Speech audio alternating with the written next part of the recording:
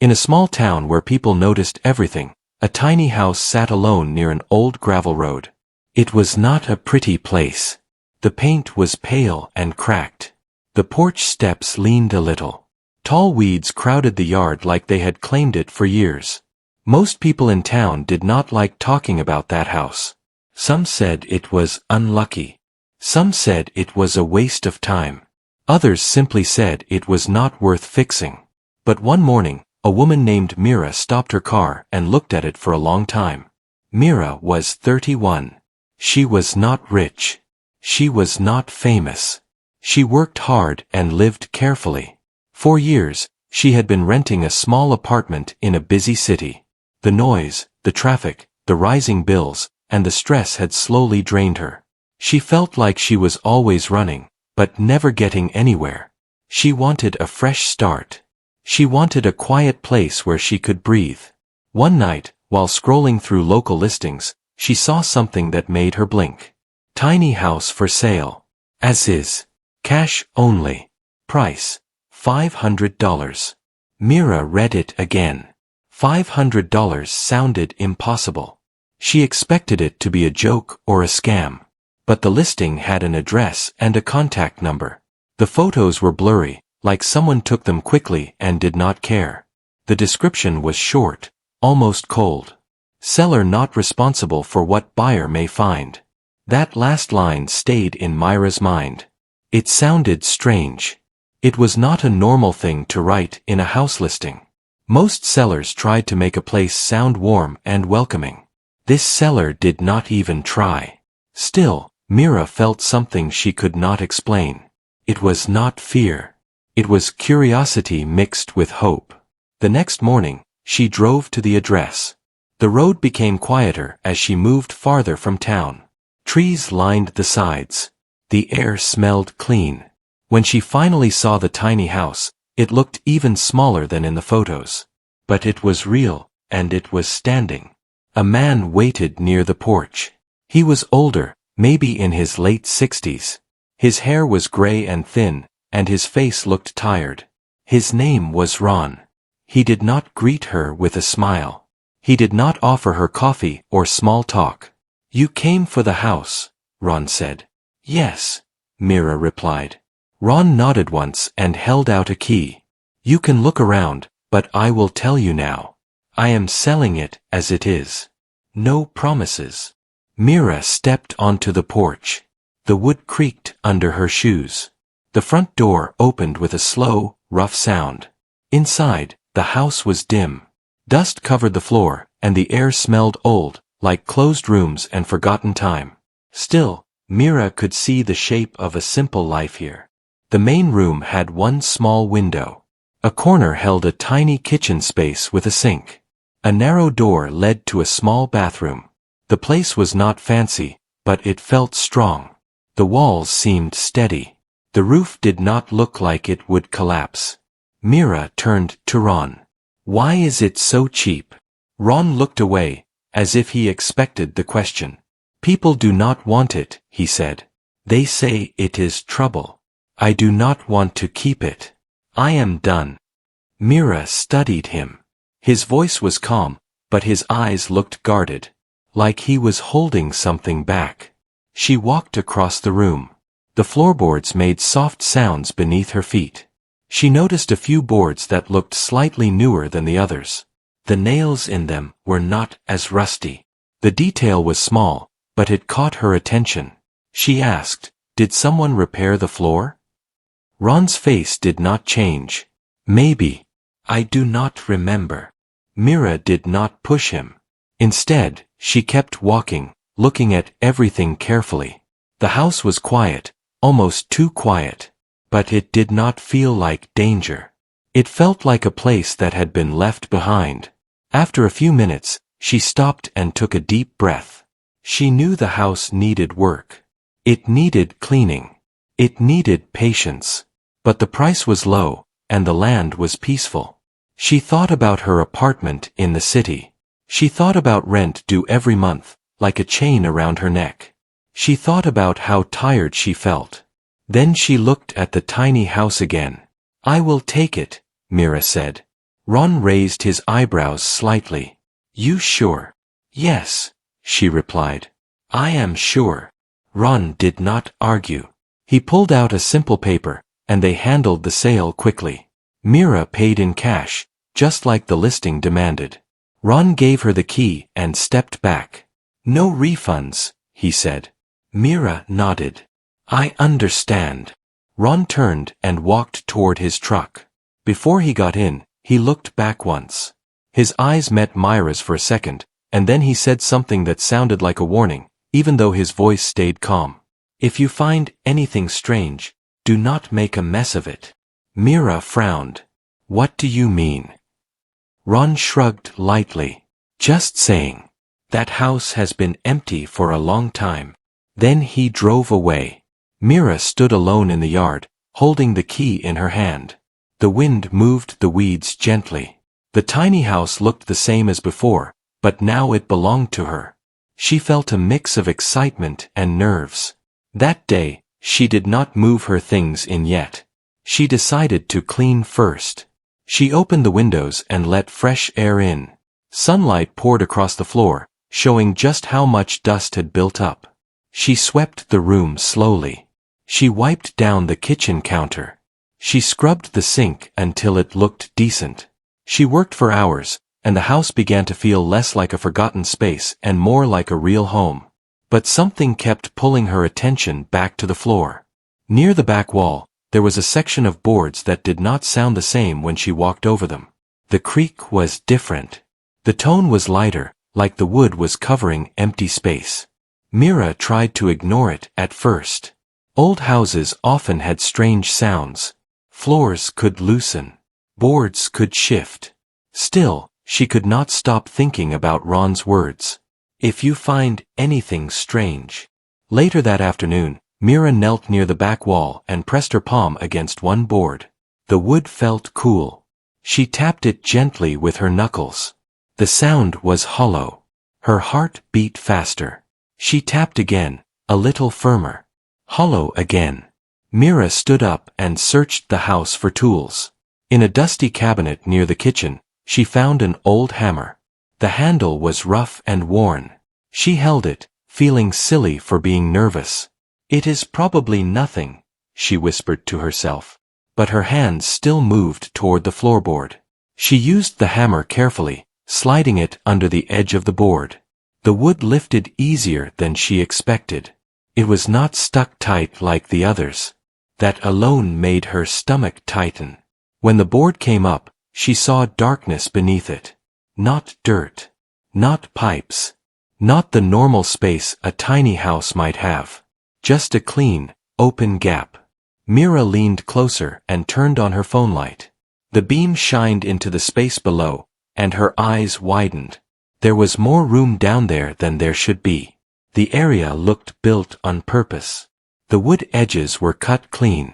It did not look like an accident or damage.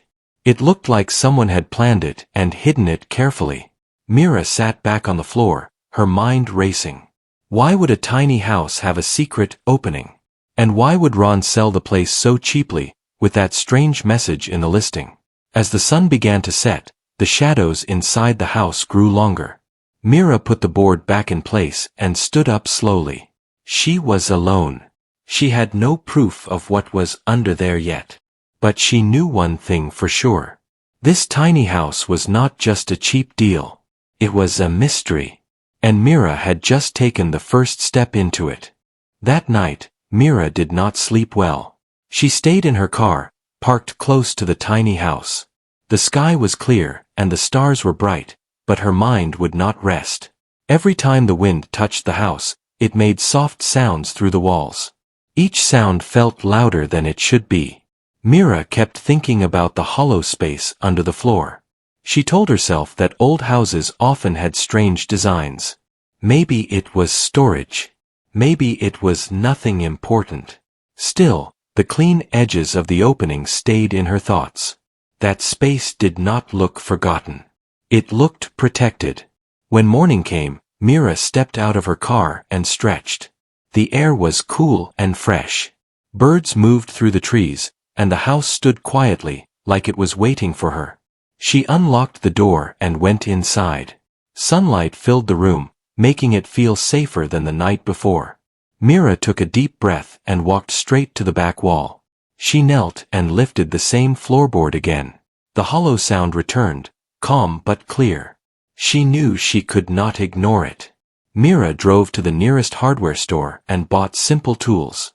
A small crowbar, a flashlight, work gloves. She did not rush. She did not tell anyone what she was doing. This felt personal, like something she needed to face alone. Back at the house, she put on the gloves and worked slowly. She removed one board, then another. The opening grew wider. Cool air rose from below, carrying a faint smell of metal and old wood.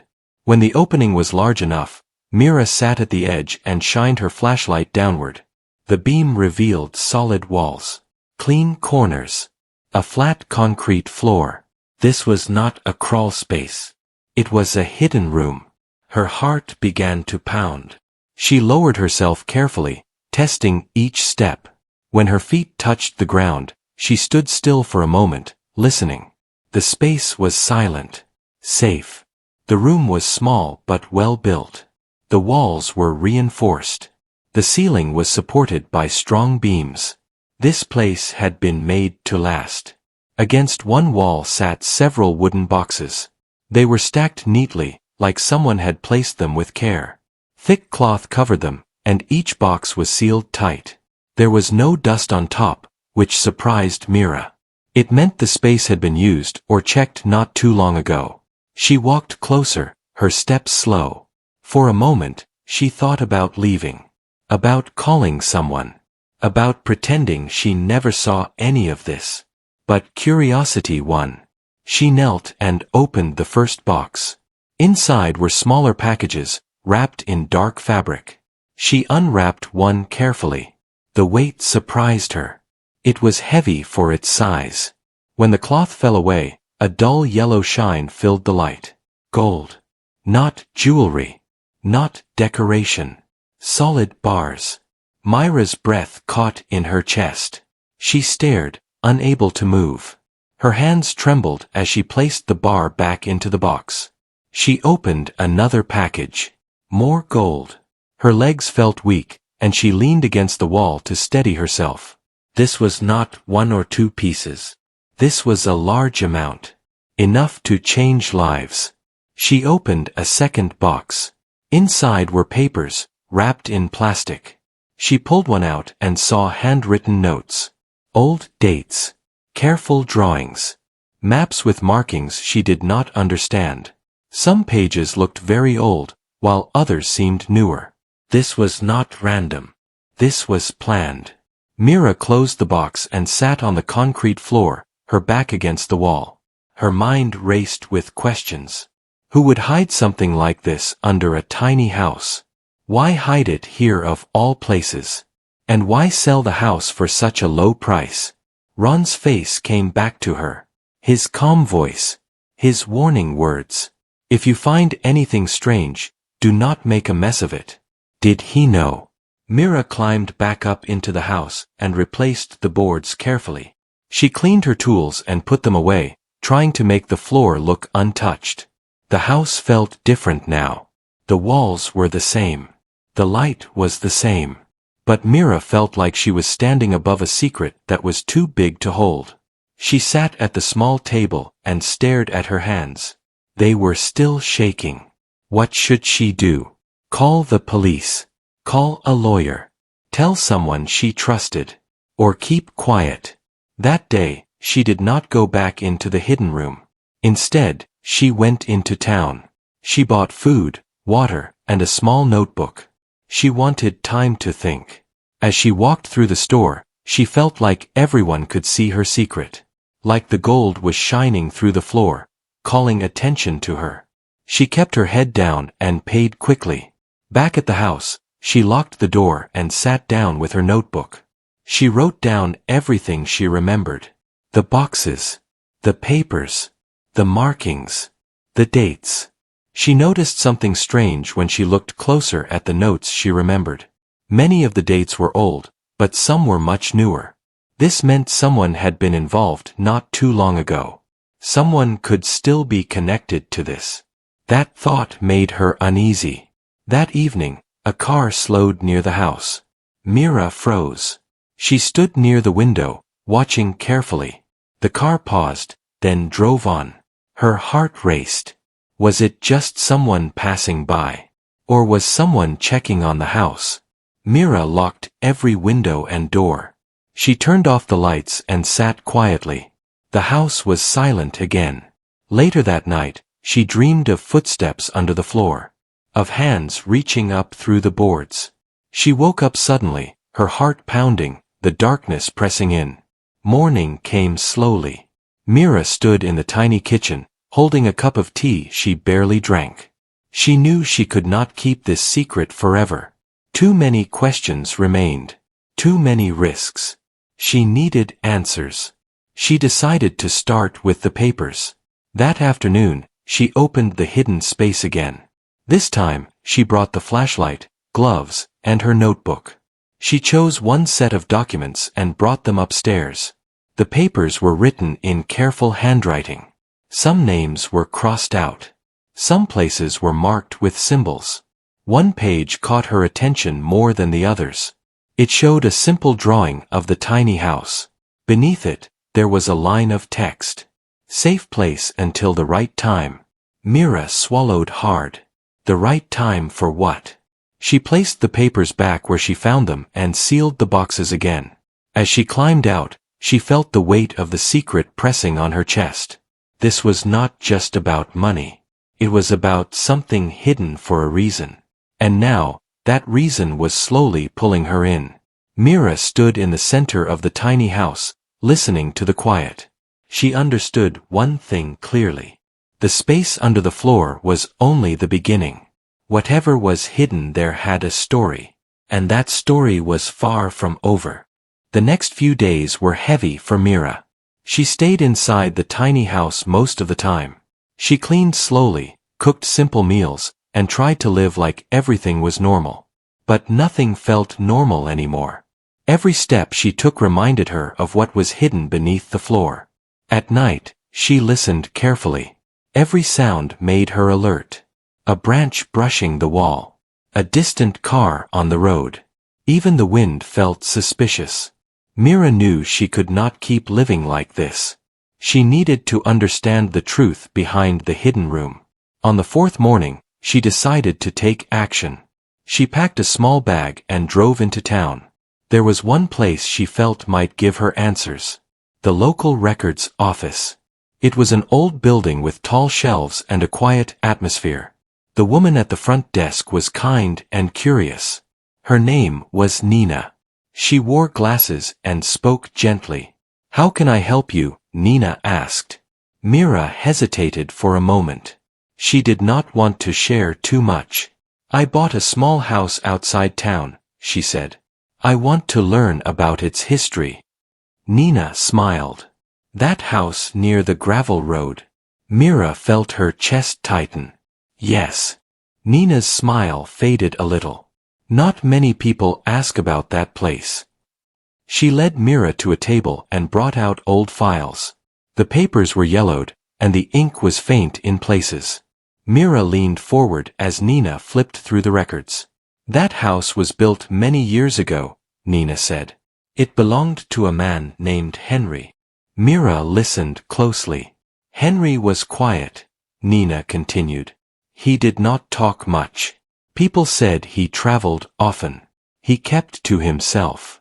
After he passed away, the house changed hands a few times. No one stayed long." "Why?" Mira asked. Nina paused. People felt uncomfortable there. Some said they heard sounds at night. Others said they felt watched. Mira felt a chill but kept her voice steady. "Did anyone ever find anything strange?" Nina shook her head. "Not officially. But there were rumors." Mira did not push further. She thanked Nina and left, her thoughts spinning. On the drive back, Mira realized something important. If Henry built the hidden room, then the documents and gold could be connected to his travels. Maybe the tiny house was never meant to be lived in. Maybe it was meant to protect something. That afternoon, Mira returned to the hidden room.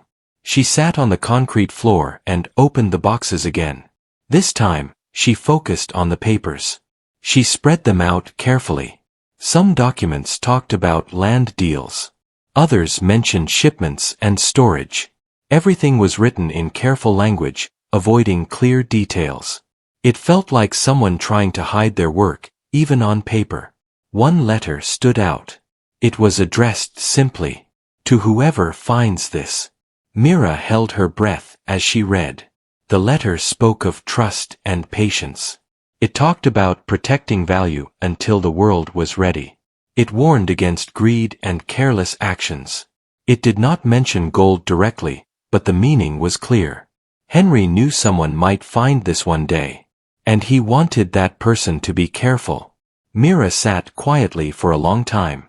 She was not a greedy person. She had never dreamed of being rich. She only wanted peace. But now she was responsible for something that could affect many lives, including her own. That evening, she noticed something else. A loose stone near the back wall of the hidden room. She touched it gently, and it shifted. Her heart began to race. Behind the stone was a small metal box. Mira pulled it out carefully. It was locked, but old. She used a simple tool and managed to open it. Inside was a small notebook. Unlike the other papers, this notebook felt personal. The handwriting was neat but emotional. Henry wrote about fear, about people who wanted to take what he had protected. He wrote about choosing the tiny house because no one paid attention to it. He wrote one final sentence that made Myra's hands tremble. "If you are reading this, then I trust you more than I trusted the world." Mira closed the notebook slowly. She understood now. The hidden room was not just storage. It was a test. Henry believed that only someone patient and honest would find the space and treat it with respect. He did not want the wrong person to find it. Mira felt a strange sense of responsibility settle on her shoulders. That night, she did not sleep in the car. She slept inside the house for the first time. The floor above the hidden room felt solid beneath her. She lay awake, staring at the ceiling, thinking about what kind of person she wanted to be. The next morning, a knock came at the door. Mira froze. She stood still, listening. Another knock, calm and slow. She walked to the door and opened it carefully. Ron stood outside. He looked the same as before, calm but serious. "I thought you might come back," Mira said. Ron nodded. "I had a feeling." They sat at the small table inside. For a moment, neither spoke. "You found it," Ron said quietly. Mira did not deny it. "Did you know?" Ron sighed. "I knew something was there. Not everything. Henry trusted me enough to keep the house safe, but not enough to tell me what he hid." "Why sell it?" Mira asked. Ron looked down at his hands. "I am old. I did not want the burden anymore. I waited for someone who would not rush, someone who would listen." Mira met his eyes. "Why me?" Ron gave a small smile. "You did not ask too many questions. And you treated the house with care." They talked for a long time.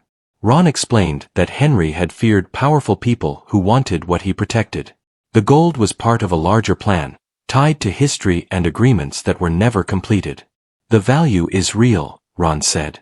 "But the responsibility is greater." Mira nodded. She was beginning to understand that wealth was not just about money. It was about choices. When Ron left, Mira stood alone again. The house felt quieter, but also clearer. The mystery was unfolding, piece by piece. Mira walked to the back wall and placed her hand on the floor. She knew the truth now. The tiny house had chosen her as much as she had chosen it. And the next choice she made would define her future. The story beneath the floor was moving forward. After Ron left, Mira sat alone in the tiny house for a long time. The quiet felt different now. It was no longer heavy or confusing. It felt thoughtful, like the house itself was waiting to see what she would do next. Sunlight moved slowly across the floor, stopping near the place where the hidden room lay beneath. Mira stood up and took a deep breath. She knew one thing clearly. She could not pretend this was just luck. What she found under the floor was not meant to be used without care. Henry had planned everything. He had chosen secrecy for a reason. The question was simple, but the answer was not. What should she do with it? That evening, Mira opened the hidden room again. She sat on the concrete floor and looked at the boxes without touching them. The gold was real. The documents were real. The responsibility was real. She thought about her past. Her small apartment. Her quiet life. Her wish for peace. She had never wanted attention or power. She only wanted stability. Taking the gold for herself would change everything. It would bring comfort, but also risk. People would ask questions. Eyes would turn toward her.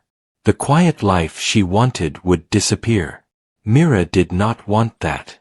The next day, she returned to town and visited Nina again at the records office. "I found more information," Mira said carefully. "About Henry." Nina looked curious. "That is rare. Most people stop asking." Mira nodded. "I think he was trying to protect something important. Something tied to history." Nina leaned back in her chair. Henry believed in long plans. He trusted time more than people. Mira felt those words settle in her heart. Over the next few days, Mira made quiet calls and sent careful emails. She did not explain everything. She asked general questions about historical assets, old agreements, and safe ways to handle valuable discoveries. She listened more than she spoke. What she learned surprised her. The gold was not just wealth. It was part of an old trust. A plan that was meant to support future projects, not personal gain. Henry had waited for the right moment, but that moment never came during his lifetime. Now the choice rested with her. One night, Mira sat at the small table and opened Henry's notebook again. She read his words slowly, line by line. He wrote about patience, about responsibility, about believing that the right person would do the right thing, even when no one was watching. Mira closed the notebook. She made her decision. The next morning, she called Ron. "I know what I am going to do," she said. Ron listened quietly as she explained. When she finished, he was silent for a moment. Then he spoke. "Henry would have respected that choice," Ron said. Over the following weeks, Mira worked carefully. She contacted trusted legal advisors who specialized in historical assets. She shared only what was necessary. Each step was taken slowly, with care and respect. The process was not fast. It required patience and paperwork. But Mira did not rush. She remembered Henry's belief in time. During this period, she continued living in the tiny house. She fixed the porch steps. She painted the walls. She planted small flowers near the door. The house began to feel warm and alive. Neighbors started to notice. They waved when they passed. Some stopped to talk. Mira smiled and kept her life simple. She did not share her secret. She did not change her routine. Months passed. One afternoon, a letter arrived. It confirmed what Mira already knew. The hidden wealth was now protected under a formal trust, exactly as Henry had once planned. The funds would be used for restoration projects, education, and preserving local history. Mira would not become famous. She would not become rich beyond comfort. But she would be secure. More importantly, she would be at peace. The trust included a small reward for her honesty and care. Enough to live without worry. Enough to keep the tiny house and improve it. That night, Mira stood in the center of the house and looked around. The walls felt steady. The floor felt strong. The secret beneath it no longer felt heavy. She opened the hidden room one last time. The boxes were sealed. The space was clean. The purpose had been fulfilled. Mira placed Henry's notebook back where she found it and closed the opening carefully. She replaced the boards and secured them properly. As she finished, she felt something she had not expected. Gratitude. Not for the gold, but for the trust placed in her by someone she never met. Weeks later, Ron visited again. He stood on the porch and looked around, smiling softly. "You gave the house a future," he said. "So did you," Mira replied. Ron nodded. Some places wait for the right person. As he left, Mira watched him drive away, feeling calm. The tiny house no longer felt like a mystery. It felt like a beginning. Mira sat on the porch that evening, watching the sky change colors. She thought about how close she came to walking away on the first day.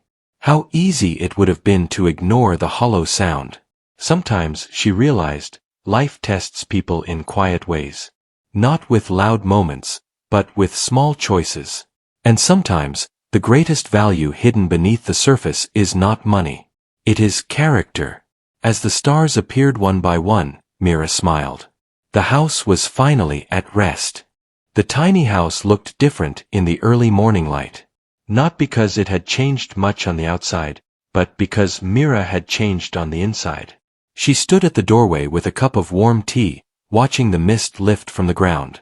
Birds moved through the trees, and the road nearby stayed calm and empty. Life had settled into a steady rhythm. The secret beneath the floor was no longer a weight on her mind. The trust had been completed. The documents were secured. The responsibility Henry once carried had been passed on and fulfilled. Mira felt calm. She still lived simply. She woke early, cooked her own meals, and spent her days working from home on small projects she enjoyed. She fixed old furniture. She planted vegetables behind the house. She learned the habits of the land around her. The town slowly accepted her. People stopped calling the house strange. They started calling it charming. Children waved as they rode by on bikes. Neighbors greeted her by name.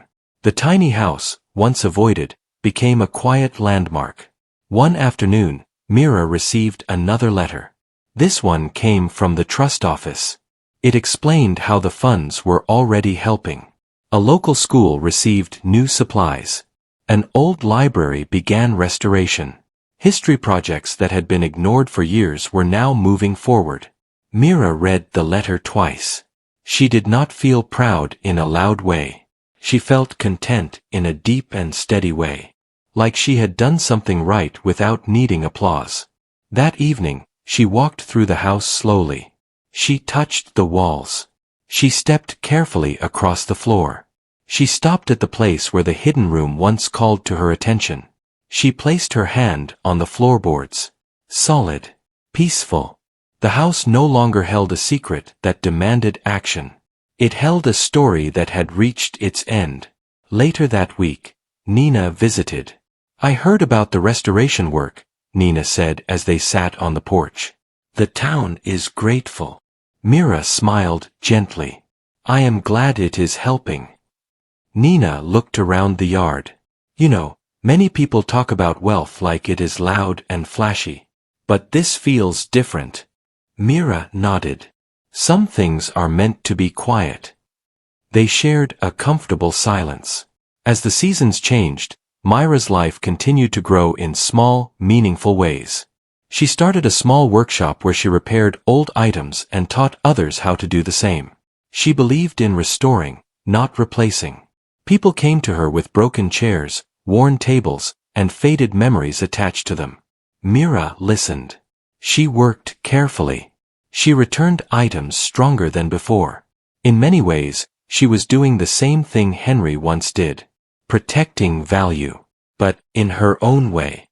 One evening, as the sun dipped low, Ron visited for the last time. He walked slowly now, leaning slightly on a cane. Mira helped him onto the porch and brought him water.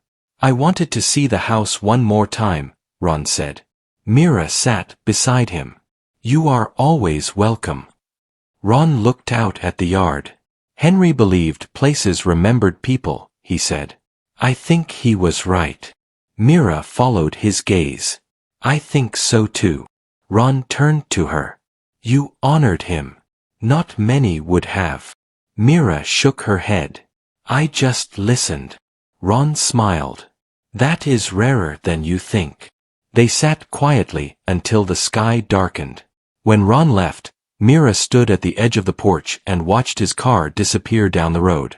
She felt no sadness. Only gratitude. That night, Mira opened the small notebook Henry had written. She read the final pages again. His words were simple, but strong. He wrote about trust. About believing that good choices echo longer than selfish ones. Mira closed the notebook and placed it on the shelf near her bed. It would stay there, not hidden, but respected. Months later, a reporter came to town asking questions about the trust and the restoration work. People mentioned the tiny house, but no one gave details. Mira declined interviews politely. She did not want a story written about her. She wanted the story to live in action, not words. One morning, while cleaning the porch, Mira found something small under the step. A coin, old and worn. It must have slipped from somewhere long ago. She held it in her hand and smiled. Some people searched their whole lives for fortune, thinking it only came in one form. Mira had learned otherwise. Fortune could be quiet. It could be responsibility. It could be peace. As the years passed, the tiny house stood strong. Its paint faded again, but Mira kept it cared for. She aged with it, learning and growing in the same place where her life had turned in a new direction. Visitors sometimes asked her why she chose such a small house. Mira always gave the same answer. It was the right size for the life I wanted. She never mentioned the gold. She never mentioned the hidden room. Those things had served their purpose. One evening, as Mira watched the sunset from her porch, she felt a gentle sense of closure. The kind that did not need celebration. She thought about how a $500 decision had changed everything. Not because of what she gained, but because of what she chose to protect. The tiny house remained quiet as night fell. No secrets whispered beneath the floor. No weight pressed on the walls. Only the steady comfort of a life lived with care. And in that quiet space, Mira knew she had found something far more valuable than millions. She had found peace.